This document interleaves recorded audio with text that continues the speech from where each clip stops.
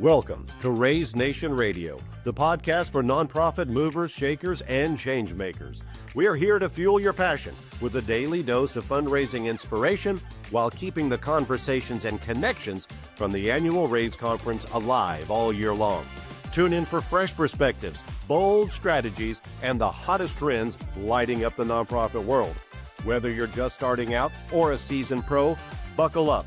Each episode is packed with lively discussions, expert insights, and creative solutions to help you make an even bigger impact. Now get ready for another exciting episode. Please welcome your host from One Cause, Dawn Lego.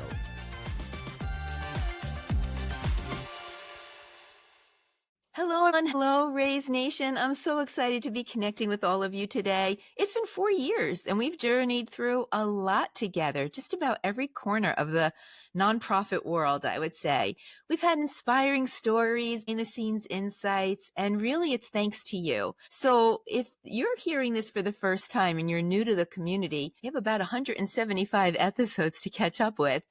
Please go ahead and tune into whatever speaks to you and just discover what makes our show so special. But if you've been with us before, we are so grateful for you being a friend, a fan, and your support is what makes this community shine. So, I think this show is all about heart and humor and soul. So let's settle in, get comfy, and we are going to dive into another uplifting episode. And with that, I want, for those of you who recognize or celebrate or whatever the right word is, Autism Awareness Month, that's this month. It's April. And April 2nd was World Autism Day, if you didn't have that on your calendar. But of course, the neurodiverse community is celebrated 365 days a year, but I feel like it's okay to put extra attention on an extra day or 30 days. So to help us celebrate and to create awareness is Stephanie Mellish-Newman from Autism Strong. Stephanie, welcome to Raise Nation. We're so glad that you're here with us today.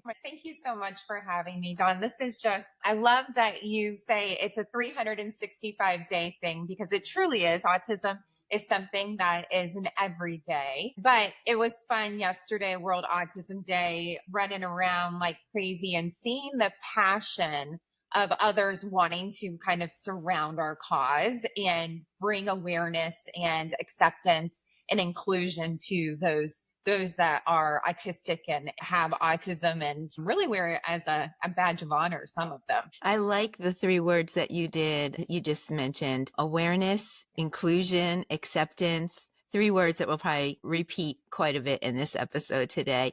But before we get to all of that and talk about World Autism Day and what it means and your mission, we want Raise Nation to get to know you a little bit better. So if you wouldn't mind just to introduce yourself, what do you do at Autism Strong? How did you get there? What's your journey? Just share whatever you'd like about you personally. Yeah. So I'm the executive director and we are a smaller local nonprofit out of Charlotte, North Carolina. I have been with them since, I call it ground zero, day one, since before the 501c3 was filed. Okay. Oh, wow. With our founders, a local couple. They're absolutely fantastic. This came about because they wanted to bring their community. We actually just had a conference this past Saturday for parents and caregivers to get plugged into education and resources and kind of kick off this autism month that we're talking about. And we were doing a fireside chat, myself and the founders, and Rudy, the founder, really talked about how not a lot of people know, but them starting this nonprofit or even the event that led to the nonprofit was very selfish from the standpoint of people didn't want to talk about autism and they didn't want to talk about Landon. They were uncomfortable. So it was almost their way to be like, well, we're going to like force it into get comfortable with the uncomfortable and make people get comfortable learning about our life, because a lot of things happen behind people's closed doors inside the home that you're not talking about. And he wanted everybody to really have an opportunity because we were not able to talk about Landon and about the joys of having a neurodiverse son, but also the struggles of that, because Landon is severe on the spectrum. He is nonverbal. That's Rudy's son, Landon? Rudy and Becky's son, yes. Rudy and Becky. And like when we got started, this was, he had been diagnosed right at 2. He just turned 17 on March 20th. So Happy birthday, Landon. But anyways, all that to say, I got involved with them because they kind of tapped me, was friends with them, had been around since the first event. And when they decided that they really had something that was gaining momentum and they wanted to create their own foundation to be able to direct the funds towards what they thought was most important. We'll get into that in a minute. I think, honestly, I was the only person they knew that had nonprofit experience. So tap into that one person. Hey, so we're thinking about like doing this. Would you maybe like help us? And I'm like, sure. And so started out on Good the board story. of directors as a volunteer. For 5 years, we were 100% volunteer, board driven, ran. And then it was time to take it a little bit more seriously and have somebody really focus on the day to day. And so the board elected me as that lucky person who got to step into the executive director role part-time at first. And that was over 4 years ago. And now I'm full-time and have a couple staff members with me, and good to hear. Grown like crazy. Still scrappy, but you can see from volunteer base to few FTEs and get some things done. Yeah. Good for you. Good for you. Nice to see that growth. So how long has it been now? When was the official 501c3? I know the vision started before that. So our 501c3 was August 2016. So we're not quite 9 years in yet. Oh. And then, really I stepped into the role in September of 2021, having somebody right after the pandemic. So not only. And I was going through IVF. It was just a whole lot going on. And they were like, let's just do this. Yeah, you know what? There's nowhere to go other than up, right? Coming. And it has been so much fun. Oh, great. It's crazy, for your listeners, finding, when you're just getting started and you are super scrappy, right? Like, and if anybody's getting started and they have this desire and passion to want to make change in the world through the nonprofit entity, you do a lot, you sacrifice a lot. There's a lot that you do and you're not getting paid in return. And it's a lot of blood, sweat, heart, tears, right? That goes into this.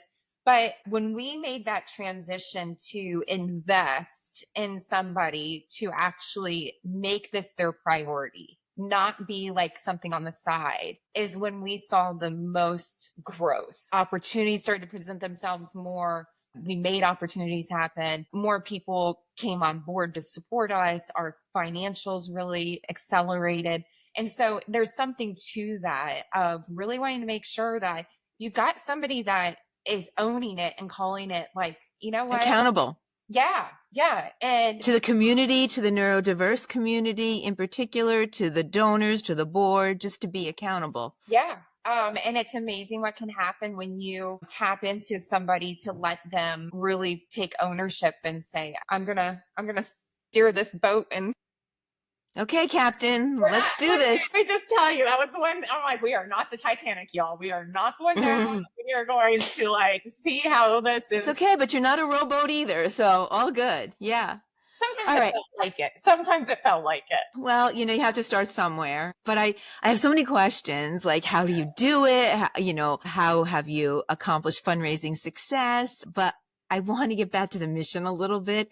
Talk to us about your programming impact. What makes you, a little bit different? You talked about Rudy and Becky, is it? Yep. Okay. Yeah. So Rudy and Becky have this vision. There are many foundations that support the autism community, the neurodiverse community, but they run the gamut, right? Whether it's just awareness or education or what's going on, with special needs laws, and what makes Autism Strong different? Where does your programming lie and what's your mission? Yeah. So when we sat down around their kitchen table and they were like, we want to do this. I was like, well, what do you want? What are we doing? Yeah. Like, that's great, but we kind of need to know, like, where do you want the money to go? What do you want? Like, and in the conversations that we continuously had, we kept coming back to how they were denied by insurance to have Landon's therapies covered when he Speech was therapy, physical therapy, occupational therapy, ABA therapy. I just want to paint that picture for the listeners. yeah, Therapy is so critical in growth and development, and there's a lot of it that's needed, and it's ongoing. And so it was denied, I take it. it was denied. And Okay. then they got it. And then a year later, they got a letter in the mail saying your services are being like, we've supported you for a year. Somebody determined a year was enough. Somebody determined that he was fine after a year of therapy. Like their thing was like, well, we're sure that he's better now. And it's like, whoa, like, no. And so she fought with the insurance company for over a year to get his coverage reinstated.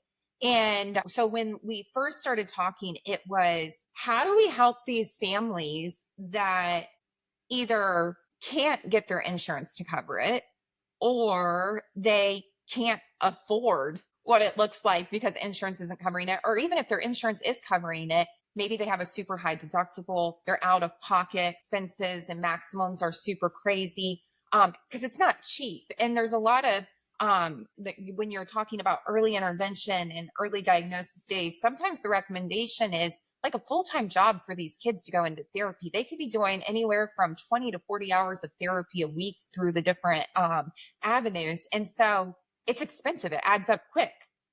That's where we landed the plane, was we want to impact families right now. And the way that we do that is helping them financially. And that financial way is by providing scholarships and grants for their kids to receive their therapy services at little to no cost to them. And I can say for up until this last year, because of our growth, we covered every single grant applicant. Wow. Every person who applied, we were able to give them 100%. As long as they met our criteria for application. This last year, we had so many people apply that we had to implement, but everybody is covered at least 70% to 100% for an entire year of therapy. Which gives them a little bit of breathing room so that there's no regression and you can keep growing and improving, and it gives you time to actually go to the school district, go to an attorney, go to the insurance company, do all the things that you have to do, which is like a full-time job in and of itself. Oh yeah. And so that's what it is. And so as far as I know, and we're focused on supporting our greater Charlotte region. Okay. So we raise money locally and we pour it right back into our local community. And I think that that's one of the things that really has allowed us to be very successful with our fundraising. Corporations love that about us, is they know that they're giving dollars that are going to impact either their employees, their neighbors, people that they go to the gym with. You just don't know, but it's not going into this big, huge fund and they don't know where it's being put out. We can literally show them these faces of our scholarship kids and adults, because we support all ages across the spectrum, so that they can see. And that's just one caveat. That's how we started, right? Was the Landon's Hope Scholarship Grant. And we've grown since then, but that is the core of who we are and what we do. It's providing financial aid support to our local area families so that they can get immediate relief right now. I love that. That's where they're struggling the most. I love that, because there's such a gap, right? By the time you understand what you need and figure out how to navigate the system and how to fight the fight, right? You could be in it for a couple of years, in which case you are now at a standstill with your milestones and or regressing. Yeah. And that's leaving children behind. It's leaving adults behind, yeah. So bravo. I mean, the neurodiverse community has such beautiful potential, and for Autism Strong Foundation to be making sure that there's no barriers to that potential is beautiful. So I applaud and thank you for what you're doing. It's very special. Thank you. But it takes an army and it takes fundraising, right? You just finished saying that you have not turned down an application. How, with such a small, scrappy team, do you accomplish the fundraising that you need? With fantastic partners. So our corporate partners are amazing. And those Do you want to shout any of them out? Should we shout? I'll shout out. Let We've got, yeah, of course. We've got some, we call them our full spectrum partners. These are Oh, lovely. they come along with us across the board for an entire year. And most of the time, if they come along for 1 year, they're in for the long haul with us. So Choke Construction, Lennar Homes, which is a actual national brand. Well, who Oh, is an international brand and is so sweet to us. And then Jiffy Lube. And so those are four of our major all around year long sponsors are interacting with us with everything that we do. And then we've got other local businesses. We've got so many that, from a $500 give to a $25,000 give across the gamut of what they're doing for us. wow. Wow. Pause there to give them their recognition that they deserve. It's nice to see them aligned with their social responsibility and supporting, neurodiversity. I think we just need to, as a society, understand that neurotypical and neurodiverse, we need to be all one, right? We're just differently abled and we all have something to contribute. And when we do have that understanding and patience and acceptance and maybe a different way of doing things, we all can be better together, right? So kudos to those companies. So how have your fundraising campaigns, your events, your event fundraising, sounds like you're very community based. So I'm going to take a leap of faith here and think that you're probably doing some event fundraising. How is all that going and what does that look like? Yeah. So we are, until the probably last 2 years, 100% event fundraising is how we run. And Okay, that was a good guess then. yeah. So we're getting into the grants and things like that. And shout out, I got an email this morning to the Coca-Cola Foundation for supporting us. Their grant approval came through this morning. So that was very exciting. Thank you, Coca-Cola.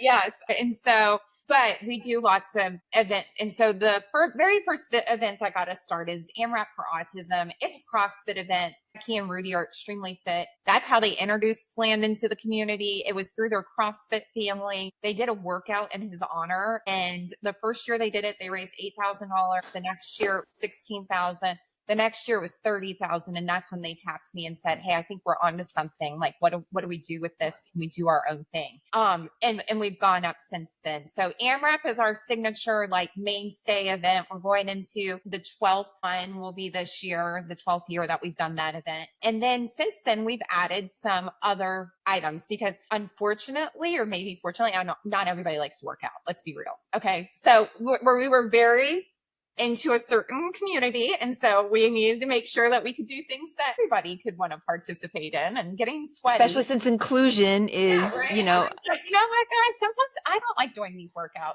So maybe we should do something different. Got it. And so that's when our partnership with Choke Construction came along, and we do what we call Build Strong, and it's a festival for autism here in the community. And it's just a full day of bringing out families to whether they're the neurodiverse or neurotypical, we don't care. We just want them all in the same space in a judgment-free zone. And we have a really fantastic day where it is as many bounce houses as we can fit into this space.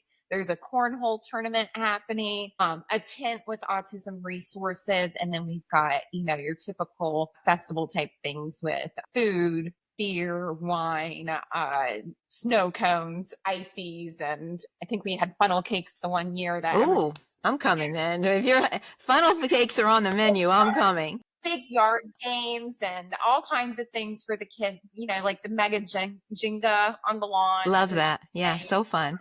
Yeah. So how do you blend the communities then? Do you focus on quiet zones and sensory activities? And do you blend neurotypical children with neurodiverse? How do you make that happen so that you're living your why? Yes. So, and that's such a great question. I love how knowledgeable you are on this. You really understand that, we need to have things put in place so that we can be inclusive.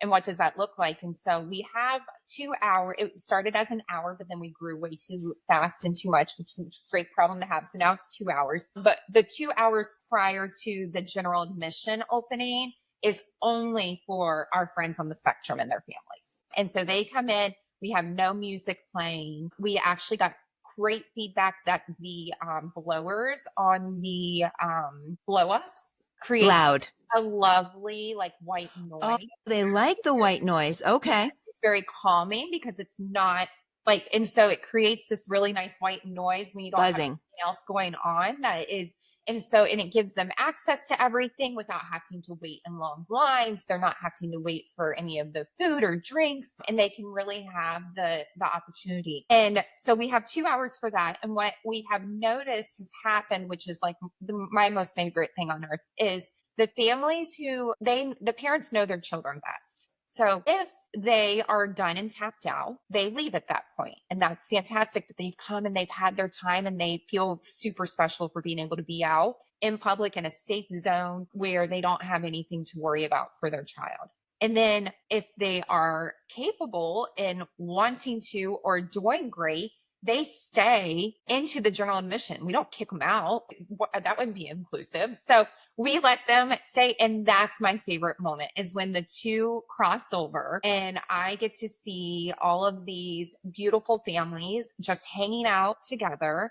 And the feedback we get every single year from our Spectrum families is, wow, I've never been able to be at a public event and not feel judged. You're going to make me cry. That's the way it should be. And I love what you're building in your community. We need to replicate this in every community across the country. So we have to get your growth, your growth going, and rinse and repeat. That's really beautiful. So you've done a great job, and you've grown events from hours to multiple hours, and no corporate sponsors to corporate sponsors, and no employees to one or two.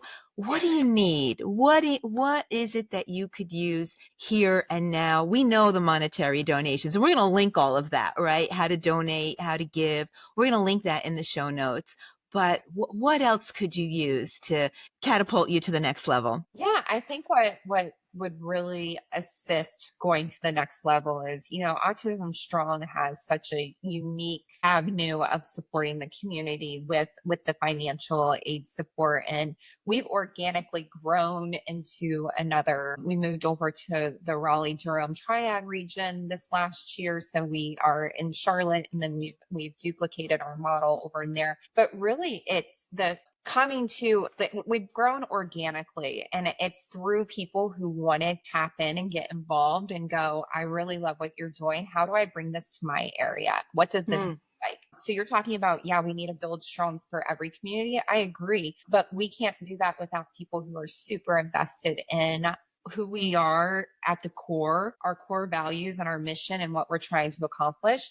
And so more than anything, letting people know about the Autism Strong Foundation, like the brand awareness is huge. And through that, it's inviting people to get engaged and involved with us, whether that is through volunteering, whether it is through, just suggesting a family reach out to us and see if we can help in any way, shape, or form. I think I would take introductions to families we can serve 100 times over than to a corporate sponsor that wants to give, just because we can see the impact so much more. And that's my job. I'll get the corporate people to come in, but I can't be everywhere in every conversation with human beings when it's, I've seen so many moms struggle, and they get the diagnosis and they tell me the worst thing is they felt so isolated after diagnosis. And I've seen so many moms. And that's the time where you need your community to embrace you the most, and you're feeling isolated when you're vulnerable. It's terrible. And to be able to create community and for these families to get to know each other, and now they're like friends, and they actually like do play dates together. And they've got this like built-in network now that gets it and understands it when maybe some of their other friends didn't, and those relationships get severed. So that to me is way more important than anything else, is creating this just relationships and strong community that can support these families well after the money from our grants is gone. Right. That's Yeah, I love that dual role that you're playing. You're actually fulfilling scholarships and grants and financial support, but you're also creating a safe place to live and let live, judgment free, being more accepting. And you really did a great job with the community building aspects. So keep on going. You know, we talked about it just being scrappy with whatever you've done, but being scrappy, you know, you've certainly grown. I hope we've played a role in that to somewhat. You're leveraging some of our software solutions. How has your experience been? And have we contributed in just a teeny tiny small way to help you get to some next levels? goodness, of course. So One Cause has been with us for 4 years, I think. Oh, wow. I didn't realize. Okay. For our Hope Strong Gala. We just had our fourth one. Oh, you have a gala too? Another event? Oh, yeah. And that's where, of course, One Cause is excellent because we're using all of the fancy bells and whistles with live auction and fun to need, paddle raises, silent auction. It's been fantastic. So we do a lot. Actually, one of our events last night or yesterday for World Autism Day. How crazy is this? I never heard of this. It's called, they do puzzle tournaments. Oh, really? No, exactly. Okay. So I haven't heard of it either. Okay. all right. So they get together. It's one of our moms was like, I want to host this for you guys on World Autism Day. Like there's a group, like this local tap house hosts puzzle night every Wednesday, like one Wednesday a month or whatever. And she's like, we want to do it in honor. And so it was these teams of 6 putting together a 750 piece puzzle as fast as they could. Oh my God, that would take me. I'd be here. We'd be talking about it next year with if I had to do. Yeah. And they were so fast. And they were. And it was so crazy. And anyway, so we sold our tickets and all that stuff through One Cause. So all the teams signed up through that. But we use it for our smaller events and our big, huge gala. I'm glad. The platform is great for that. But the funniest part was I had a couple of our board members there and they were like, this is like really intense. I was like, well, you know, they're all a part of like the Puzzle Association of America. There's a Puzzle Association of America? Okay. No, I was totally joking with them. I was like, you guys, like, I was like, yeah, they come to these events. You did not. Like, the more events they do, they get a higher accreditation over the course of the year. I was like, I was like, this is like a thing now. How do you not know about this? And it was 3 of my guys from the board and they just are like, wow. And I'm like, I'm so sorry. I couldn't keep a straight face. I was Gotcha. Like, I was like, I know it's not April Fool's Day, but man. Well, one day later, it's fine. And I still got you really good. Yes. Well, you got me too. I was like starting to Google Puzzle Association. I'm like, well, maybe we need to start one if this is like the new thing, like puzzle tournaments. Apparently it's like catching on. It's, you know. I'm going to have to be a bystander because it would take me years to put a 750 piece puzzle together. Well, I was like, this seems really ambitious. They were like, oh, they'll get it done in less than like an hour and a half. I was like, what? Yeah. That's okay. Anyway, amazing. So good. Pause. And yeah, thank you. I'm coming to Raise. Oh, well, so I'll be there.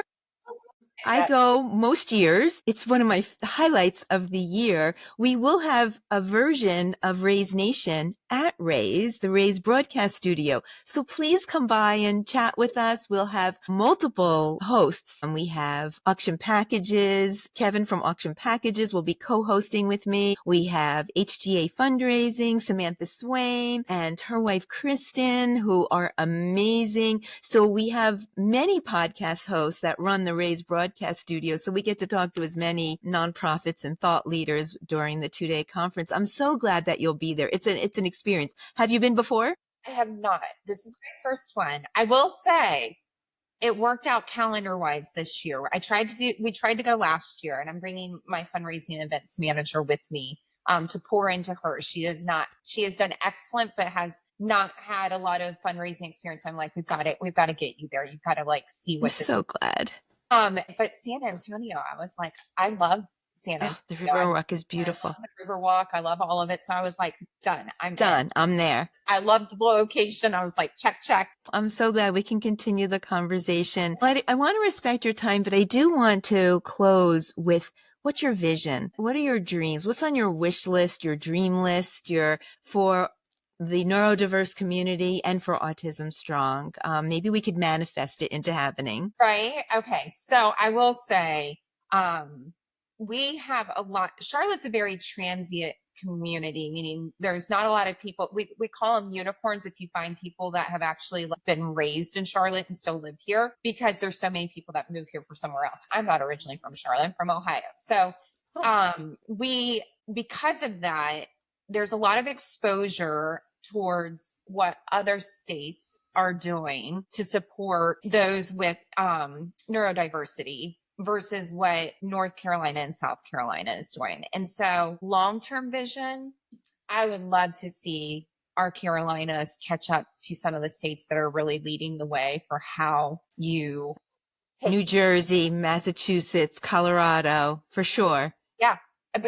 I mean, it would be so giving us a voice to advocate for systemic change across the states would be huge. And I think that we'll get there. We're making the networks and the connections to do that, but it's going to take some time. I told Rudy on Saturday at the conference that my long-term goal is to put myself out of a job. Would love to not have to provide financial resources for therapy services and other things that these families need, because we can get the state up to the standard that it should be. Yeah. So just to clarify, you didn't mean you're tired of working, you're burnt out, you don't, right. You meant, just to clarify, you mean that you want a foundation like this to really not be needed anymore because we've had systemic change. Yes, absolutely. I would love that. I mean, long term, and then hop onto I'm with you. Next thing that I can do to create, change. But I know. We need housing for adults on the neurodiverse community. There's your next project. Gosh, Chandra, you are already reading my mind. I actually have an email in my inbox. There's about 6 of us leaders meeting to talk about this exact thing. We call it the cliff of resources that happens when they hit 21, 22. And everything comes to a screeching halt. Correct. And so that's another thing that we're talking about. But we'll save that for another podcast, another day. Okay. Or when you're down at Ray's, we'll have to have you back. Yeah. We'll talk about it at Ray's.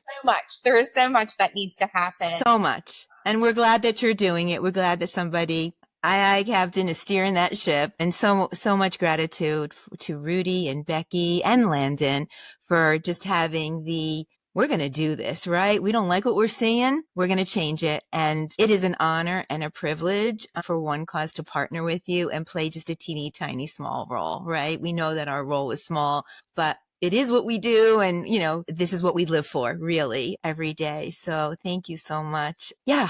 Good stuff. We'll definitely have to have you back. All righty. Well, I wish our time wasn't coming to a close here, but it is a wrap for today's show. Big thank you to Stephanie Mellish Newman for just spending some time with us today, the day after World Autism Day, mind you, although this episode will probably drop a little bit later in the month.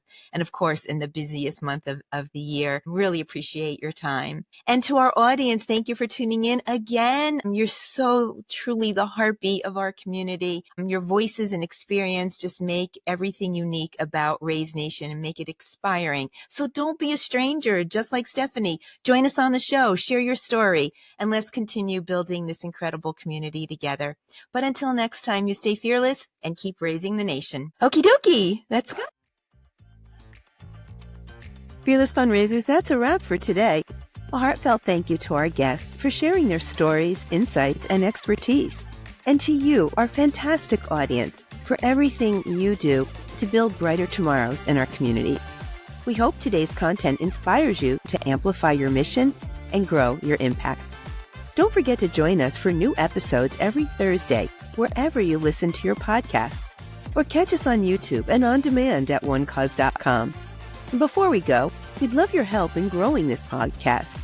If you enjoyed today's episode, please like, follow, and subscribe to Raise Nation Radio.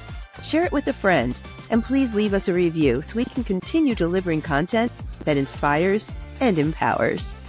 Raise Nation Radio is produced in partnership with One Cause, your go-to for digital fundraising solutions that connect nonprofits with their donors and drive results.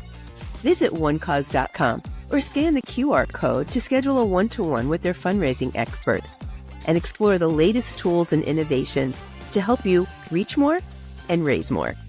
Plus, be sure to check out their extensive catalog of free resources to support your mission. All the links are in the show notes.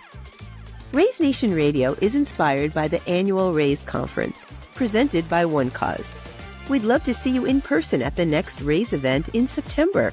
It's a 2-day experience featuring over 35 CFRE accredited sessions, dynamic speakers, and the latest innovations from our sponsor pavilion, and priceless networking opportunities. And while you're there, don't miss the Fearless Fundraiser Party. It's where memories are made and lifelong friendships are formed. Secure your spot today at onecause.com/raise. The link is also in the show notes. Until next time, thank you for tuning in, and as always, stay fearless.